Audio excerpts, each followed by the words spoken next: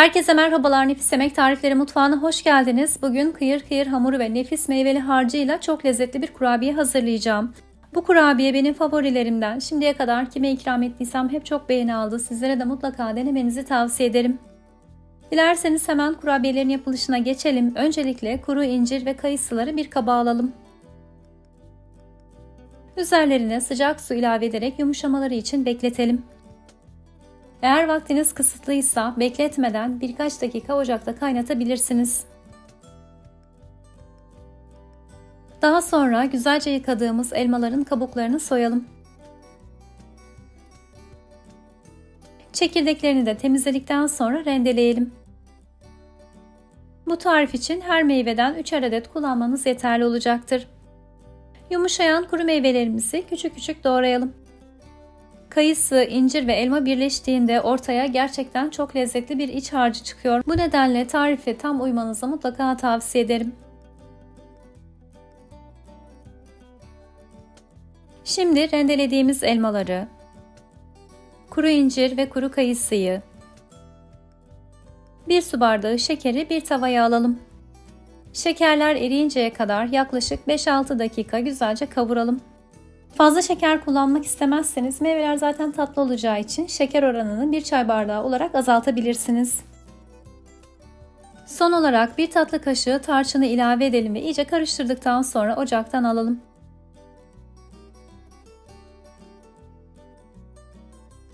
Daha hızlı soğuyabilmesi için harcımızı bir kaseye aktararak bekletelim.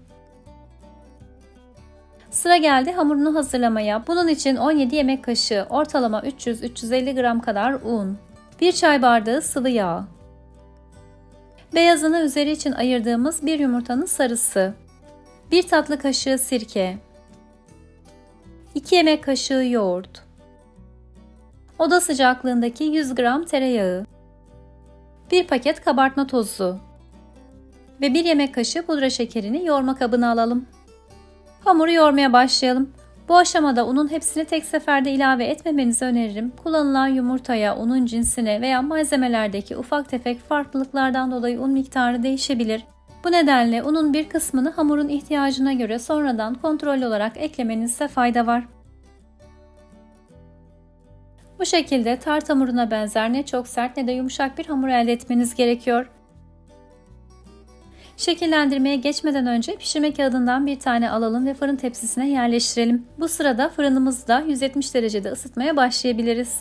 Kurabiyelere daha kolay şekil vermek için streç filmden bir parça alarak tezgaha serelim. Ardından hamurumuzdan yumurta büyüklüğünde bir parça kopararak streç filmin üzerine yerleştirelim. Ardından merdane ile hamurumuzu genişletelim. Daha sonra hamurun tam ortasına meyveli iç harcımızdan bolca yerleştirelim. Streç filmi kenarlardan yukarıya doğru kaldırarak kurabiyemize şekil verelim.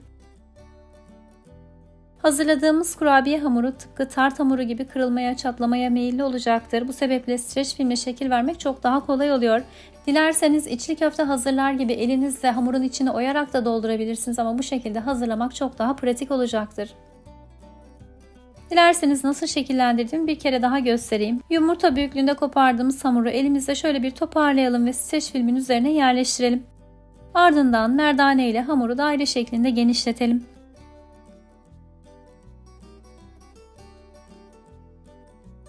Açtığımız hamurun ortasına iç harcını yerleştirelim. Streç filmin kenarlarını yukarıya doğru kaldıralım ve ortada birleştirerek hamuru yuvarlayalım. Her defasında yeni streç film açmanıza gerek yok. Aynı streç filmle tüm hamuru şekillendirebilirsiniz. Bu malzeme oranıyla toplamda 16 adet kurabiye elde etmek mümkün. Bu sayı sizin hazırladığınız kurabiyelerin büyüklüğüne göre 1-2 tane değişebilir. Şekillendirdiğimiz kurabiyeleri fırın tepsisine dizelim. Üzerlerine hamur hazırlarken ayırdığımız yumurta akını sürelim.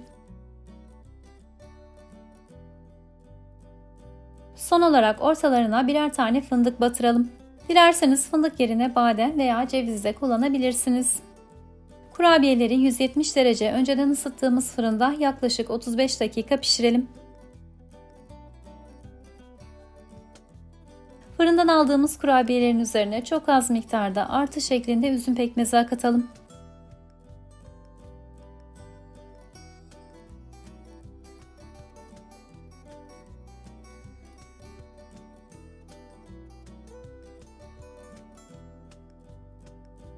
Meyveli kurabiyelerimiz servise hazır. İster sıcak ister soğuk olarak servis edebilirsiniz. Çay veya kahvenin yanında muhteşem olacaktır. Yanında bir top dondurma ile elmalı tart gibi de tüketebilirsiniz. Fırından yayılan mis gibi kokusu, kıyır kıyır hamuru ve meyveli iç harcıyla mutlaka denemeniz gereken bir kurabiye tarifi. Şöyle içini de hemen sizlere göstereyim.